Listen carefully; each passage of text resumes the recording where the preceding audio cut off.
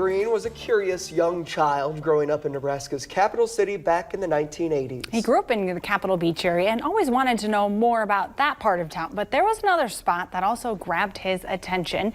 And our Lance Schwartz joins us now to tell us more about that spot. Hi, Lance. Hi, guys. It is a crazy cool spot. I've lived here like 20 years and I can't believe I had never heard of a robber's cave. And now I'm going to tell you all about it. I don't take the use of the word fascinating lightly.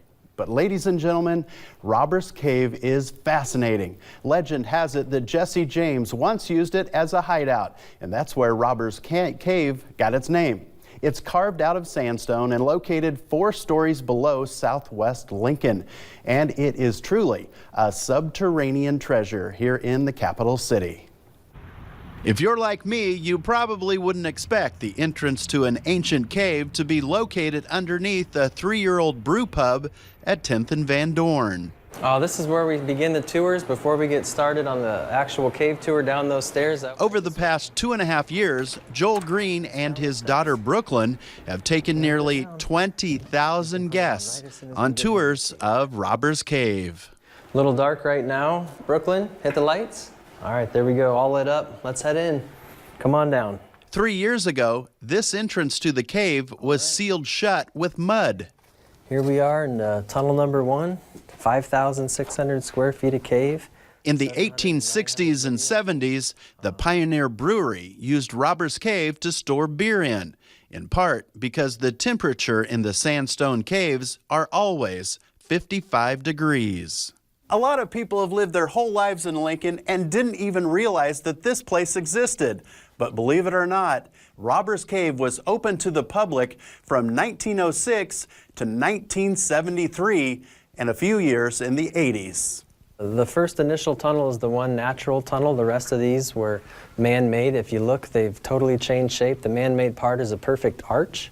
And if you get down here all the way and you look up at the ceiling, you'll start to notice a lot of the pickaxe marks. This 2000 graduate of Lincoln High School says the recorded history of Robber's Cave is older than the city of Lincoln. I have the old land grant for it from 1864. At the top it says Yankee Hill, 3 geological digits.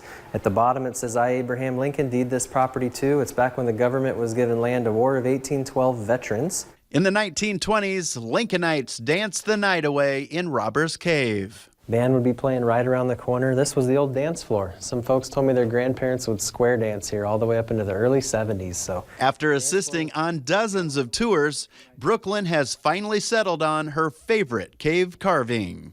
We're looking at my favorite carving. I see you. Point to it.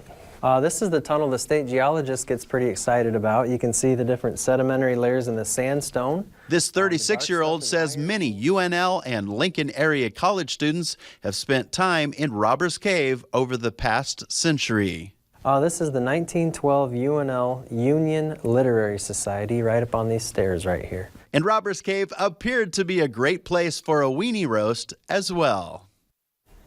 Joel recently took years and years of his research and authored a book on the history of Robber's Cave. The book was released in June and it is now available at a variety of places around Nebraska. And for a list of locations where you can purchase this book, go to the Lance's Journal Facebook page and I'll show you how to get a hold of Joel. And it's also a great time to book a tour. They give public tours and private tours, and there is, oh my gosh, so much information. I've lived in Lincoln for nearly 3 decades. I've never been there, but that's on the to-do list. That looks incredible. You owe it to yourself, and it's a great place, especially kids. They love it down there running around. All right, thank you, Lance. Coming up.